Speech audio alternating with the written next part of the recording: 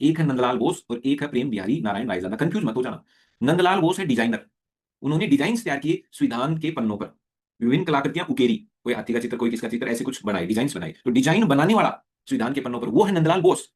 और संविधान को अंग्रेजी और हिंदी में वो भी बहुत सुंदर अक्षरों में इटैलिक तरीके से लिखने वाला है प्रेम बिहारी नारायण रायजादा। जब ये इतना लंबा चौड़ा नाम आ जाए ना, तो समझ लेना इटैलिक तरीके से लिखने वाला ये शख्स है जिसने संविधान को अंग्रेजी और हिंदी में लिखा। इसका मतलब आदमी बड़ा इंटेलिजेंट था। अंग्रेजी में भी इसने लिखा, हिंदी में भी लिखा, और वो भी इतनी सुंदर डिजाइन के साथ इसको लिखा, अक्षरों को बड़ा मोड़ मोड़ के लिखा। तो ये था प्रेम बिहारी नारायण रायजादा। तो एक प्रति अंग्रेजी में, एक एक इसकी एक जो प्रति थी वो हाथ से लिखी गई हुई थी, किसमें, अंग्रेजी में।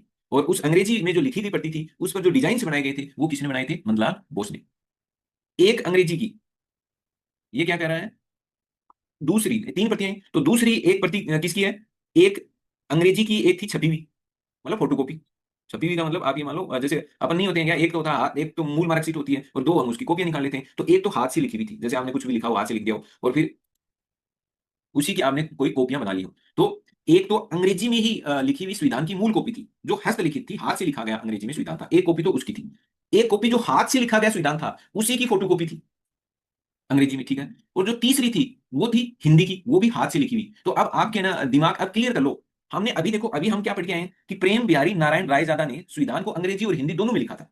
संविधान को अंग्रेजी और हिंदी दोनों में किसने लिखा था, प्रेम बिहारी नारायण राय। इसका मतलब संविधान की दो कॉपियां साथ साथ लिखी जा रही थी। एक कॉपी तैयार हो रही थी अंग्रेजी भाषा में, एक कॉपी तैयार हो रही थी हिंदी भाषा में। तो दो प्रतियां तो हो गई, एक तो अंग्रेजी में हाथ से लिखी हुई और एक थी हिंदी में हाथ से लिखी हुई।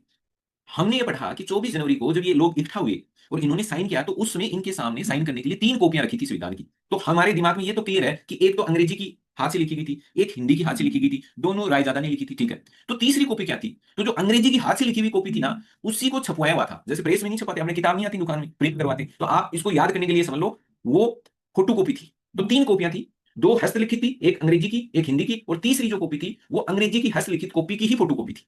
तो ये तीन कॉपियां थी जो संविधान सभा के 284 लोगों के सामने रखी गई और इन तीनों कॉपियों पर बारी बारी से इन 284 लोगों ने अपने हस्ताक्षर किए।